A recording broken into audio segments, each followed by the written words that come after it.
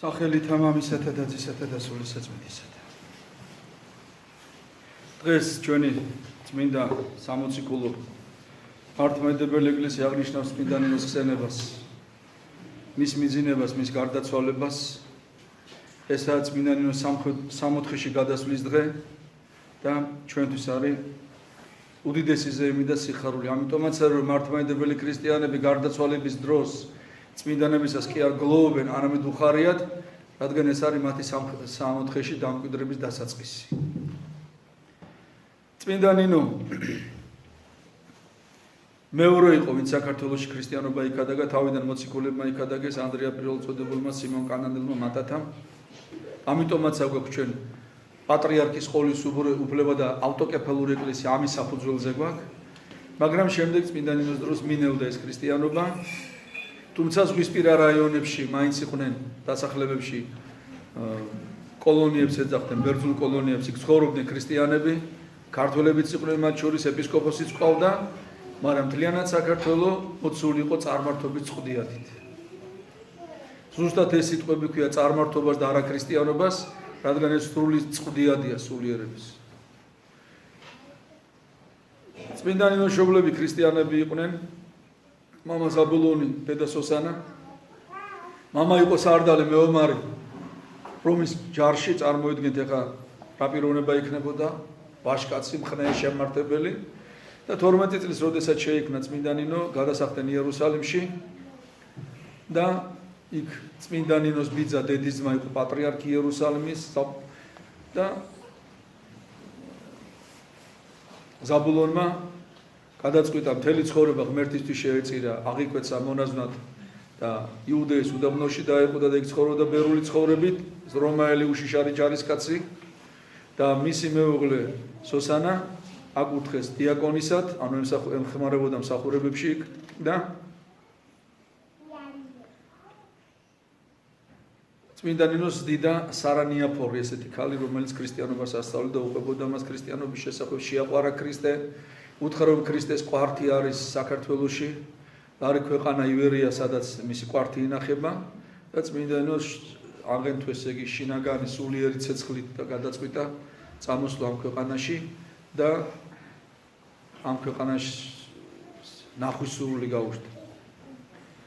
შემდეგ ხდება ისე, რომ მას ეცხადება ღვთისმშობელი და პირდაპირ უბრძანებს, რომ ის წავიდეს და ამ ქვეყანაში იქადაგოს ქრისტიანობა. წმინდა ნინოს, რა თქმა უნდა, ყველა ადამიანს შეეშინდება ესეთი მისიის აღსრულების, ყველა ნორმალურ ადამიანზე ვლაპარაკობ, იმიტომ რომ ეს ადამიანური ძალებით შეუძლებელია ამის გაკეთება და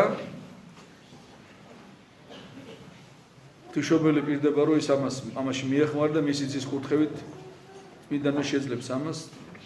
ამის ნიშნად, რომ გაიგვეძება წმინდანს ხელში მაცხოვრის ვაზი ჯვარი უჭირავს და პირდაპირ ღვთისმშობელი ეუბნება, უბრძანებს, რომ ამ ჯვრით იგი იქადაგებს და მოაქცევს ქრისტიანობაზე ამ ერს. ხდება ისე, რომ წმინდანს მოუწია რომში მოხვედრა, იქ მას ის გაეცნო რიფსიმეს და გაიანეს, ახალგაზრდა ქალწულებს, მათთან ერთად ქრისტიანობის სიყვარული უძლიერდებოდათ და მოხდა ისე, რომ რიფსიმე იყო ძალიან ლამაზი და გადაწყვიტა მეფემ მისი ცოლად მოყვანა, ამიტომ წარმართი მეფის ხელში ჩავარდა, არცეთ ქალწულს არ უნდა და ქრისტიანს და ისინი გამოიქცნენ. სომხეთში შეაფარეს თავი, მეფემ გაიგო ეს ყველაფერი იმპერატორმა და სომხეთის მეფე თრდატს შეუთვალა, რომ მოეძებნა ესენი, რადგან იცოდა ისინი სადღაც სომხეთის ტერიტორიაზე იმალებიან და შემდეგ ეწამებინა და ერთ-ერთი მათ შორის რიფსიმე ძალიან ლამაზია, ესე უთხრა და თუ გინდა ის ჩემთვის მინდა ცოლათო, თუ არა და თუ არ მოგეთქვა შეთვის დაითქვა. როდესაც ნახა თრდატმა ისე მოეწონა, რომ გადაწყვიტა ფაქტობრივად გონება დაკარგა. აერია მთელი ტვინი და გადაწყვიტა მისი ცოლად მოყვანა, მაგრამ ქრისტიანი ქალწულისგან მიიღო უარი მტკიცე, ამიტომ საშინელი წამებით აწამა რიფსიმე და მასთან ერთად ეს ქალწულები, ყელები გამოჭრა, ფეხებით დაკიდა და ენები გადმოუყარა ყელიდან, წარმოიდგინეთ. წმინდა ნინო ხოდა აქ ერთი ჩართო მინდა გავაკეთო. სომხები რო იძახე რომ 301 წელს ქრისტიანები ვიყავით. თუ 300 წელს პირველ ქრისტიანები იყო, ეს რატო გააკეთეს? ანუ ეს ნიშნავს რომ სომხები 301 წელს ქრისტიანები არ ყოფილან. ეს ალკე საუბრის თემა არა. და სომხები ვერანაირად 313 წლამდე ქრისტიანები ვერ გახდებოდნენ, სანამ კონსტანტინე კეისარმა ქრისტიანობა სახელმწიფო რელიგიად არ გამოაცხადა ბიზანტიის იმპერიაში. სომხები არასოდეს წასულან მსოფლიო დინების წინააღმდეგ და არც ახლა წავიდოდნენ. და გამორიცხული იყო ეს რო გააკეთებინა. უბრალოდ საწყენია ქართველები რომ ამას ულოცავენ სომხებს და ეუბნებიან მართლა 301 წელს რო გონიათ რომ მიიღეს ქრისტიანობა. ეს ალბათ ცალკე საუბრის თემაა ფილონეოზე ვისაუბრებთ. არანაირი ლოგიკით და ისტორიული ფაქტებით სომხების 301 წელს ქრისტიანად გახდომა და ნათლობა სომხური ერის არ არსებობს. მოკლედ წმინდანინო მაშინ ბუჩქებში იმალებოდა, ვარდის ბუჩქებში ესე წერია და ღმერთმა დაიფარა ის ამ მოწამეობრიობის ღვაწლისაგან უფრო დიდი საქმისთვის ამზადებდა ესე ვთქვათ საქართველოს მოქცევისათვის. ამის შემდეგ წმინდანინო გამოიქცა და გადმოვიდა საქართველოში, ჯავახეთიდან შემოვიდა. ეს ზაფხულში ხდება და აღწერდება რომ ზაფხული იყო და მაინც მთები თოვლით იყო დაფარული. იქ შემდეგ ხდება ეს დაუყვება მტკვრის დინებას, როდესაც გაიგებს რომ იქაური ხალხი მოდის მცხეთაში დედაქალაქში დღესასწაულზე, წარმართობის დღესასწაულზე და აღმოჩნდება რომ მცხეთაში ნახავს რომ რა დღეშია ხალხი კერპებს როგორ ცემენ თაყვანს, როგორ ეშინიათ კერპების და ყველაზე მთავარი სანახაობა ერთ-ერთი კერპი იყო, რომლის შიგნითაც ცეცხლი ენთო და პირველ გაჩენილ შვილებს ამ ცეცხლში ყრიდნენ. და ქართველები ფიქრობდნენ ეს ისეთ დონეზე იყო, აი ქრისტიანობის გარეშე რა დღეში იყო ჩვენი ერი წარმოიდგინეთ. თავიანთ შვილებს რო დააუშვებოდათ პირველი ღმერთი რო პირველ შვილს მოგცეთ, იმას რო ცეცხლში ჩააგდეთ, იმიტომ რომ შენ კარგად იყო და შენ რო ბედნიერი იყო, წარმოიდგინეთ მდგომარეობა სულიერი ხალხის რა დღეში იყო ხალხი. ამან შეზარა შეადრწუნა წმინდანინო და შეძრა და ხუმხურად ევედრებოდა ღმერთს ამ ხალხისათვის გონება გაექცნა ეს კერპები შემოსრა და მოხდა სასწაული წამოვიდა კოკის პირული წვიმა და ხოშკაკალა ესეთი სეტყვა გრიგალია მორდა ქარიშხლის კერპები სულ დალეცა ყველაფერს მოხდა ფერისვალება დღეს. ამის შემდეგ წმინდანი დასახლდა მცხეთაში იმ ადგილას სადაც მაყლოვანი იყო და აი ცხოვრობდა, ლოცულობდა, ევედრებოდა ღმერთს, რომ მოექცია ღმერთს ეს ხალხი სწორ სარწმუნოებაზე, მასთან ელნა დაიწყეს სიარული ხალხმა, მისი ლოცვების ძალა იგრძნეს და უშვილო მებაღეს შვილი გაუჩნდა, ავადმყოფები ინკურნებოდნენ. ერთხელ დედოფალი ძალიან მძიმედ გახდება, სასიკვდილოდ გახდება მძიმედ და ისე დღეში ვარდება, რომ ნელ-ნელა ფაქტიურად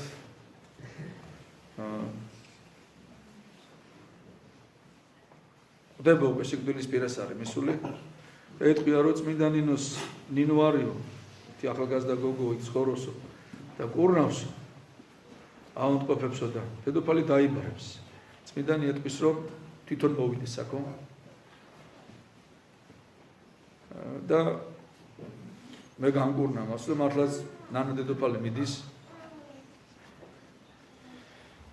და მისი ლოცვებით განიკურნება ნანა დედოფალის მოექცევა შემდეგ ქრისტიანობაზე და ხდება ქრისტიანი. მიუხედავად ამისა მეფე მირიანი ნანა იყო ტომით ბერძენი. მისი მეუღლე მეფე მირიანი მაინც არ მართად რჩება და ეშმაკი შეუშდება და ქრისტიანების შეძულდება ქრისტიანები და გადაწყვიტავს რომ ერთხელ დახოცოს. ქრისტიანები სანადიროდ მიდის და ფიქრობს რომ დაუბრუნდები ნადირობიდან შემდეგ ყველას გავანადგურებო და საშინელი წამებისთვის ემზადება რომ დახოცოს თავი ქრისტიანები და ხდება ესეთი რამ იცით ყველასთვის ცნობილი ფაქტი ყველა მეცის რომ დაუბნელდება მას მზე ნადირობის დროს ჩამოწდება უკუნი წყდიადი და შეშინებული მეფე ლოცულობს თავის ღმერთებს თხოვს კაცს გაიმს არმას რომ იშველე მომეხმარეთ და მეფე რომელიც უაშკაცესი იყო დიდი მებრძოლი დიდი მეომარი ისეთი შეშინებულია რომ კანკალებს შიშისგან წარმოიდგეთ რა მოხდა და მე ბოლოს უკვე ნირწამხდარი ეხვეწება უფალს და ეონება იესო ქრისტე წმინდანინოს ღმერთო ოღონდ შენ ახლა მიშველე თუ მართლა მიშველიო მეო თვითონ მოვექცევდე ქრისტიანი გავხდები და უცბად გამოინათებს ამ სიტყვებზე მეფე ბრუნდება და როდესაც გამზადებული ყავს ჯარი რომ დახოცოს ქრისტიანები და ქრისტიანი ვინც არიან მცხეთაში, მეომრები ყავს ამისთვის გამზადებული, მოექცევა ჭეშმარიტ სარწმუნოებაზე, აღიარებს ქრისტერჯულს, გამოითხოვს კონსტანტინე კეისრისაგან, რომის იმპერატორისაგან, რომელიც ქრისტიანია უკვე, გამოითხოვს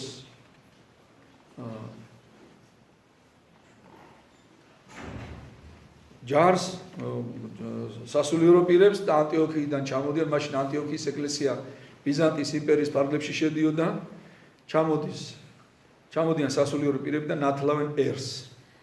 ეს არის მოქცევა ქართლისა. ამის შემდეგ ქართველები ხდებიან ქრისტიანები, მართლმადიდებლები, მართალი სარწმუნოების მიმდევრები და აღარასოდეს აღარ შეუცვლიათ თავისი სარწმუნოება. ნახეთ ვახტანგ დავით აღმაშენები რა სიძახის რუის უბრისის ძეგლის წერაში რა წერია. არა გერცრუნეთ შენ სიწმინდით მშობელო ჩვენო კათოლიკე ეკლესიაო, კათოლიკე საყოველთაოს ნიშნავს. არცა გერცრუნეთ შენ სიკადულო ჩვენო მართლმადიდებლობაო, რომლისა არცა გამცემელ ქვნილ ვართ, ვინაიდან შემეცნებასა შენსა ღირს ქვნილ ვართ, მოწამიარ ჭეშმარიტება. 1103 წელი. დავით აღმაშენებელი წამოწს რომ რატკი ერთხელ ჭეშმარიტი სარწმუნოება აღგვიარებია რომ აღარ ზურგი შეგვიქცევია მისთვის და უცხო ღმერთებისთვის თაყვანი აღარ გვიციებიო. ამას გალობანის სინოდის საწამოს და ეს არის პირდაპირ ქართველების მიზანი იყო და ცხოვრების წესი იყო. ისინი ყოველთვის მართლმადიდებლები იყვნენ და არასოდეს ზუგდი მართლმადიდებლობისათვის არ უქცევიათ. კაცი ჭამიები წარმოიდგინეთ, კაცი ჭამია ხალხი, რომლებიც კაცი ჭამიები იყვნენ, აბა საკუთარ შვილს რო შეწირავ და ცეცხლში ჩააგდე და დაწვა, იმიტომ რომ შენ ტკბილად დაიძინო სახში და კარგად იყო. რა სულიერ მდგომარეობაში უნდა იყოს ადამიანი. და პირდაპირ ესეთ რაღაცას ვიტყვი რომ ძალიან ძიმე მოსასმენია ქართლის ცხოვრებაში პირდაპირ წერია რომ ალექსანდრე მაკედონელის დროს, როდესაც აზონი შემოვიდა, მეფე ქართველები კუტრებს არ მარხავდნენ ჭამდნენ. და ვერაფრით ვერ გადააჩვია ამას. აი ეს ხალხი წმინდა ნინო აქცია თუ კი ისინი მანამდე შვილებს წირავდნენ საკუთარი ბედნიერებისათვის, წმინდა ნინოს გადაგების და ქრისტიანობამ ეს ხალხი აქცია სხვებისთვის თავდადებულ ხალხად. ერთ ლოყაში რო გაარტყავდნენ მეორეს უშორდნენ. ამ ხალხის სიახში გაჩნდა გრიგოლ ხანძთელი, იოანე ექვთიმე გიორგი ათანელები, ამ გარემომშვა აბოთვილელი, ამ გარემოში მოხდა აღორძინება მთელი ქართული სულის გულის და ის რომ ქართველები დღეს კეთილები ვარ და ყველას უხარია ჩვენთან მოსვლა და ყველა ეძახის აღართ, ეს სწორედ ქრისტიანობის დამსახურებაა. ჩვენ რო ქრისტიანები არ ყოფილიყავით, ჩვენ ვიქნებოდით კაცი ჭამიები. ნახეთ ხშირად გაიგონებთ ესეთ საუბარს თანამედროვე ადამიანებისაგან რომ აი ჩვენ რომ მართლმადიდებლობა თურმე ეს საშინელება და ჩვენ რო ყოფილიყავით სხვა სარწმუნოების ხალხი, უფრო ბედნიერები ვიქნებით, უკეთესათაც ვიცხოვრებდით, უფრო მრავალრიცხოვანიც ვიქნებოდით. განვიხილოთ აბა ეს საკითხი. რომელი სარწმუნოებებია დღეს გავრცელებული? ქრისტიანობაში კათოლიკობა, მონოფიზიტობა, მართლმადიდებლობა და მუსულმანობა. ჩვენ თუ ვიტყვით რომ თქვათ მუსულმანები რო ყოფილიყო საქართველოს, მე გეტყვით რომ საქართველოს ეკლესიის, საქართველოს გაერთიანება ჩვენი ქვეყნის ეწყება ტაო-კლარჯეთიდან. ტაო-კლარჯეთი იყო სული, გული საქართველოს. ტაო-კლარჯეთში მოხდა საქართველოს სახელმწიფოებრივი ჩასახვა ერთიანი სახელმწიფოში. იქიდან მოდის აშოტყურა პალატი, იქიდან მოხდის გრიგოლ ხანძთელი, იქ დაიწერა ოშკის ოთხთავი, პარხალი იქ არის, ოშკი იქ არის, ხანძთა იქ არის, უძველესი წიგნები, უძველესი სახარებები, უძველესი ხელნაწერები, თუ რამე გვაქვს, ძირითადად ტაო-კლარჯეთიდან არის, რაც შემონახულია და მთელი ეს ტაძრები ტაო-კლარჯეთში არის ყველაფერი. ეს რომ ნახოთ რა არის ტაო-კლარჯეთი. მას შემდეგ რა ტაო-კლარჯეთმა მუსულმანობა მიიღო, იქ არაფერი ქართული აღარ გაკეთდა. ერთი ჩუქურთმა არ არის ტაო-კლარჯეთის რჯულის შეცვლის შემდეგ ქართული. მანახეთ ერთი მეჩეთზე ქართული ჩუქურთმა. ყურანი ქართული მინიატურით არ არსებობს ესეთი რამე. და თვითმყოფადობაც ხრება ერის. 40 მილიონი ქურთი ცხოვრობს. თავით თვითმყოფადობაა? 40 მილიონი ქურთია. წარმოიდგინეთ საფრანგეთის მოსახლეობის ხელა. არ იგივე ითქმის ყველა სირიელებს, ეგვიპტელებს, ანუ იქ თვითყოფადობა ქრება. აი რა თურქეთში 7 მილიონი ქართველი ცხოვრობს, მე-13 თუ იცის ქართული. ისი დამტრეული, სახელი არ აქვს ქართული, გვარი არ აქვს ქართული, მამის სახელი არ იციან. წარმომავლობაც არ იციან უმეტესობა, მცირედმა თუ იცის. წერა კითხვაზე ხო ლაპარაკი ზედმეტი რომ ვინო ქართული იცოდეს, ჩვენ 3 ამბანი გვაქვს. გლოვარი, ხუცური, მხედრული. ეს ყველაფერი ვინ შემოგვინახე ქრისტიანობა, მართლმადიდებლობა. ამაწყალობითა რომ 3 ამბაზე ლაპარაკ. დღეს სოფლიოში 6 ლაპარაკობენ რომ ამ სოფლიოში დღეს არის რაღაც 5000 ენამდე 200-ზე მეტი სახელმწიფო და 14 ამბანი. დიდი ბოდიში 14 არ არის, 16 ამბანი არის. 3 ქართული. ერთმანეთისგან აბსოლუტურად განსხვავებული, მგლოვანი წარმართული, ხუცური და მხედრული. აბა რა საერთოდ მხედრულს და ხუცურს? არაფერი საერთო არ აქვს. ანუ 3 ცალკე ამბანი გვაქვს, წარმოიდგინეთ, ამას არც და ვეთანხმებით რომ დღეს არის 14 ამბანი. ეს უნდა ვთქვათ რომ 14 არ არის, 16-ია და 3 ქართულია კიდევ. 4 იეროგლიფებითა ჩინურებს რო აქვს. ჩინური, კორეული და ესე განსხვავდება ერთმანეთისგან და 3 ქართულია. მიხვდით რა წინაპრები ყავდა და ვისი შთამომავლები ვართ.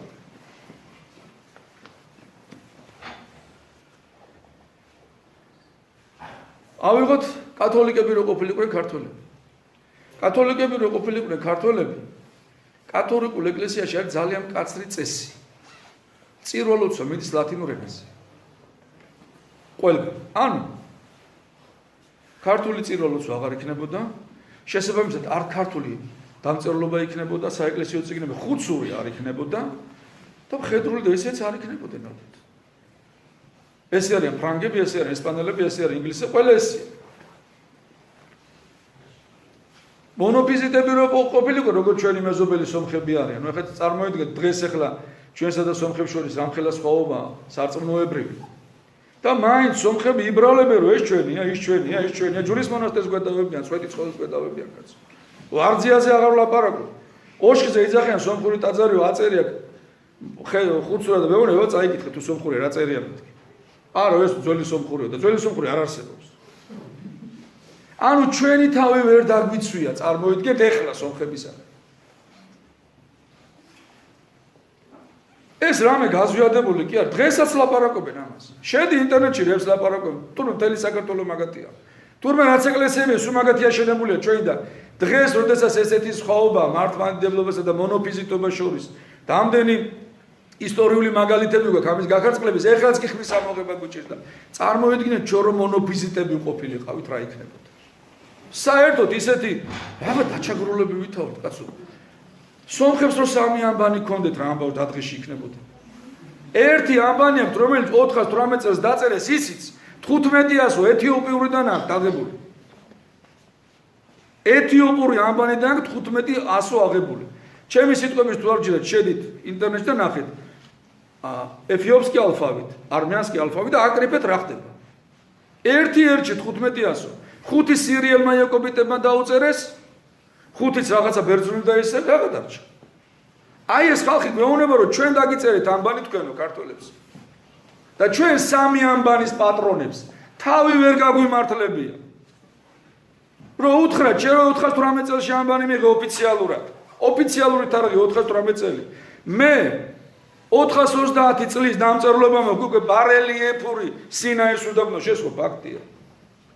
როგორ შენ 418 წელს შენთვის დაწერე, შენ თუნ არ დაგიწერია ჯერ ეს ერთი. მე რო უცბად მე დამიწერდე, მე გავიქეცი და სინაის უდაბნოში ბარელიეფი გავაკეთე, ჯერ ჩემთან ხომ უნდა გამეკეთებინა რა.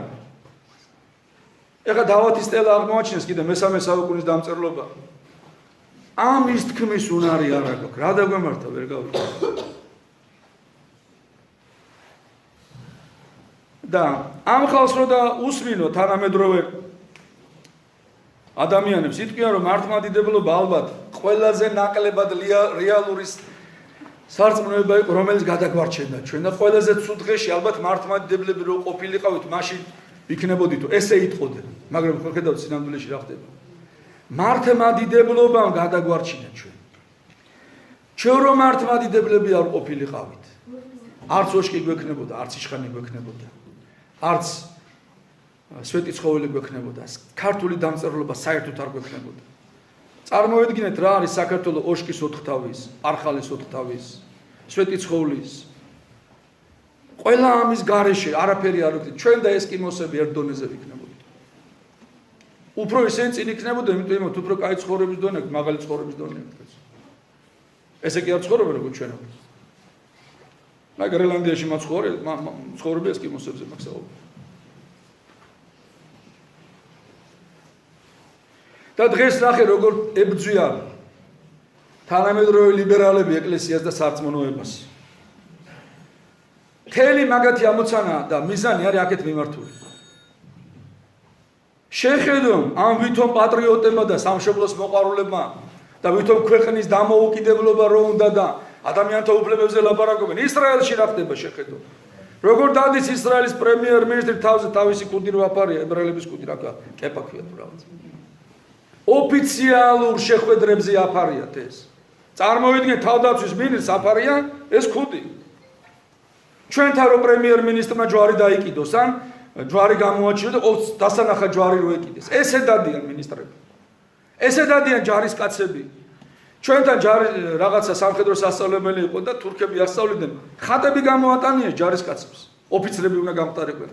და ხატები გამოატა არ გამოატანეს და მთელი ამბავი ატყდამს. ნახეთ როგორი დამოკიდებულება და ისრაელზე ვინმე იტყვის რომ ისრაელი არ არის დემოკრატიული ქვეყანა? თქვენ ახმამაღლა აბა. თქვენ და ერთი რას მიიღებენ სოფლიოსგან ახალ. როგორ დონეზე არის აყვანელი რელიგია ისრაელში? სასომხეთი ნახეთ ჩვენი მეზობლები. ტელევიზორში ერთი არხით სუღმერზე ლაპარაკობენ კაცო, რაღაცებს აჩვენებენ ეკლესიებს. სულ ესეთი გადაცემები მიყავდა. სახელმწიფო ტელევიზიაზე, ეს კი არ ვიცი როგორ ჩვენ საპატრიარქოს არქივი. არა, სახელმწიფო არქივს.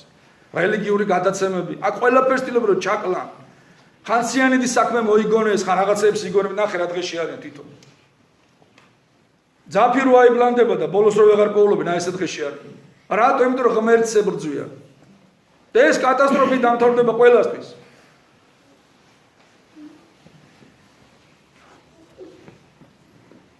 ჩვენი მეზობლები ნებისმიერი გინა აზერბაიჯანა, გინა ჩეჩნები ნახე, ჩილო კავკასიაში. როგორ უდგებიან რელიგიას, იციან რომ ამით ხდება მათი თვითყოფადობის ჩამოყალიბება. იმაზე არ ვლაპარაკობ, სწორი სარწმუნოება თუ არ არის სწორი, ფაქტს ვლაპარაკობ. ჩვენ და ყველაფერს აკეთებენ რელიგია მოთხარონ. ზუსტად ესე იქცეოდნენ ოქტომბრის რევოლუციის შემდეგ საბჭოთა კავშირში. დაიწყეს ეკლესიების დანგრევა, დაიწყეს მღვდლების ხოცვა, მიტროპოლიტების, ეპისკოპოსის, ხალხის, ეხლა ამას ვერ ბედავენ, უბრალოდ დრო არ არის, თორე დიდი სიამოვნებით გააკეთებენ. თვალს არ დაახამხამებენ, ისე გააკეთებენ. ღმერთი არ უშვებს, ამას და არ დაუშვას ღმერთმა. და ნახეთ რა დღეში ჩაყარეს ხალხი. ეკლესიებს აფეთქებდა 500 ეპისკოპოსი დახვრიტეს საბჭოთა კავშირში. 50,000 მღვდელი მოკლეს. 2 მილიონამდე კაცი რელიგიურ ნიადაგზე დახვრიტეს. და ნახეთ რა უღმერთოთა კავშირები შექმნეს. გამოდიოდნენ კონკავშირლები, ოქტომბრელები, აკინებდნენ ღმერთს, წმინდანებს. გახსოვთ ამბროსი ხელეს სასამართლო რომ მოაწყეს, რომ გაატარეს, აფურთხებდნენ პირდაპირ წმინდა პატრიარქს რომ მოდიოდა. ეს პატარა ხალაპები, რევოლუციონერების შვილები აფურთხებდნენ პირდაპირ. და იცავდა წმინდა პატრიარქი ღმერთო აბატი არ იციან რას აკეთებენ. და რითი დამთავრდა ეს ყველაფერი? 37 წელში ერთმანეთს ხრიტავდნენ, აი ეს ხალხი ვინც ეკლესიებს აკინებდა, ერთმანეთს ხოცავდნენ, ერთმანეთს აბეზღებდნენ, ერთმანეთს ხოცავდნენ, თვითონ დახოცეს ერთმანეთი. ღმერთმა ისეთი რამ მოუწყო. მეორე მსოფლიო ომი დაიწყო, 30 მილიონამდე კაცი შეეწირა პირველ მსოფლიო ომს. სამოქალაქო ომს, მეორე მსოფლიო ომს, 37 წელს. საფრანგეთის მოსახლეობა დაახლოებით 25 მილიონი კაცი. მიხვდით რა ნაწილი გაწყდა? რატო? იმიტომ რომ ღმერთს აუჯანყდნენ. და ესენი რას აკეთებენ? იგივეს აკეთებენ. და რა დაემართება? დიდი უბედურებას დაიტეხავენ თვითონად და ჩვენ დაგმართებენ საშინელებას. ჩვენ რატო? იმიტომ რომ ესენი ავირჩიე და იმიტომ. ჩვენ მოვიყვანეთ ეს ხალხი. და ჩვენ ყვიროდით ჯვარსაცუო, როგორც ყვიროდით ქრისტეზე ჯვარსაცუო. ეს ცუდად დამთავრდება თუ ეს არ შეწყდა და გაჩერდა. ამიტომ ქართველებმა უნდა გამოიტანონ დასკვნები ვინ უნდა მოიყვანონ ქვეყანაში.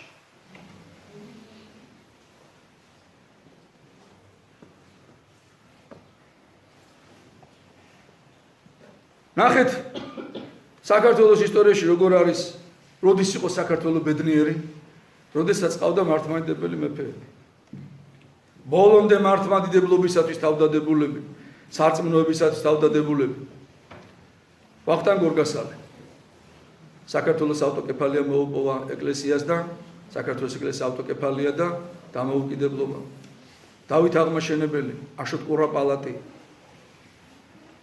თამარ მეფე ეს ის მცირე ჩამონათვალე მეფეებისა ვისთვისაც თავარი იყო ცხონება სამოთხეში მოხვედრა ვისთვისაც ეკლესია იყო უძვირფასესი და ეკლესიის სიტყვა მათთვის კანონი იყო და ციანიდის საქმეებს კი არ იგონებდნენ რომ დაემცინებინათ საპატრიარქო და ეკლესიები არამედ პირიქით თუ ვინმე არასწორად მოიქცეოდა თვითონ სჯიდნენ ამას რომ ეკლესიას ბიცი არ შეხებოდა და ნახეთ რა ხდებოდა ეკლესიასთან ერთად ქვეყანა იყო აყვავებული მათი მეფობით ეკლესიის გვერდში დგომით ყველაფერი დალაგებული იყო დღეს რო გამოდიან ეს არასამთავროები ეს პატარა გოგოშკები და ქრისტიანობას აგინებენ და ვითომ ადამიანთა უფლებები დამცველები არიან ქრისტიანობა რო არ ყოფილიყო და ისე რომ მუსულმანები ყოფილიყვნენ დღეს ჩადრები ეფარებოდათ და თავისი გარეგნობით თავით მოწოდ ვერანვერებს ვერ დაინახავდა ჭერეს ერთი მეორეს ერთი მეექვსე არ მეშვიდე ცოლი იქნებოდა ვიღეს და ხმას ვერ ამოიღებდა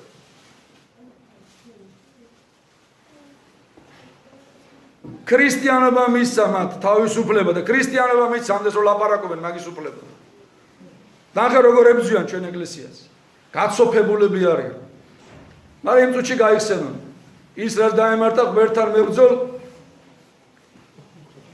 ბოლშევიკებს 30 მილიონი სიცოცხლე წაიღო ბევრი მათგანი სამამულო ომში დაეცა ჩვენი ბიძები ძმები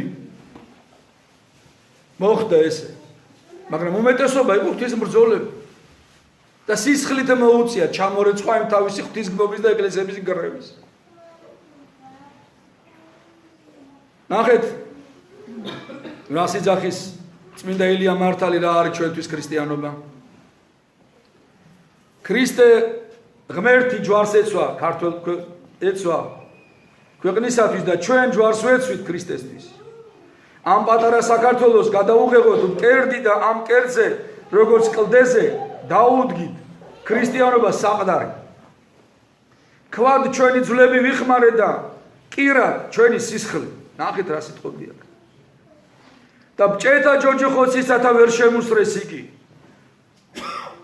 გავწყდით გავიჟლიტენით თავი გავწირეთ ცოლშვილი გავწირეთ უსწორო ომები ვასწორეთ ხორცი მივეცით სულისთვის და ერთმა მუჭა ერმა ქრისტიანობა შემოვინახეთ არ გავაქრეთ ამ პატარა ქვეყანაში რომელსაც ჩვენ სამშობლოს ჩვენ მამულს სამართლიანის თავმოწონებით ვეძახით სხვა ადგილას იძახის წმინდა ელია მართალი ქრისტიანობა რო ამოიღო საქართველოს ისტორიიდან ერთი დიდი შავი ლაქა დარჩება რომელსაც ვერაფრით ვერ შეავსებ და არაფერი არ იქნება ჩვენ არაფერი არ ვიქნებით ქრისტიანობის გარეშე ვიქნებით რამე მითხარით და ამას როგორ უნდა ებრძოდე კაი ვიღაცა ებრძვის შენ ხელისუფალი როგორ უნდა უწყობდე ხელს ამას როგორ უნდა გინდოდეს თქვენ თბილისი ღამის ქალაქად აქციო ამიხსენეთ როგორ შეიძლება გინდოდეს რომ მთელი ერი დაბოლილი დადიოდეს ეს სუდა დამთავრდება საქართველოს დარჩება ამას ვერ გააკეთებენ თვითონ დაუждდება ძალიან წვირი ამას ვეუბნებოდი წინა ხელისუფლებას არ გვიჯერებდნენ სახურავებზე დარბის მიშა ხო ხედავთ რა დღეში აი ესე იქნებიან თავლაბდასხმულები ყოველთვის ყველა ვინც ქრისტიანობის წინააღმდეგ გაწევს ხელს თუნდაც რომ ბედნიერები იყვნენ და ბედნიერად მართულ ქვეყანა უნდა იყვნენ ჭეშმარიტი სარწმუნოების მიცოლი დამცველები ბოლომდე არასანახეობ მათთვის ველაპარაკობ ამას თუ გაიგებენ კაია თუ არ გაიგებენ თავის თავს დააბრალონ მერე უკვე უთანამდებობად რომ დარჩები და მოვლენ თავჩაღინულები და მაშინ ახსენებთ ქრისტე აი ახლა გაიხსენო როცა ზეწოლა აი ახლა გაუძულო ამ ზეწოლებს ეხლა არ ჩაატარონ მამათვალობის აღლუმები. თორე მერე უკვე ყველა მოვადა ჩვენ ყველას გასაგებია ყველას ვიგებთ მაგრამ ღვთის წინაშე ხო უნდა წარდგნენ არა? და ბოლოს დავამთავრებ ახტა გორგასლის სიტყვებით.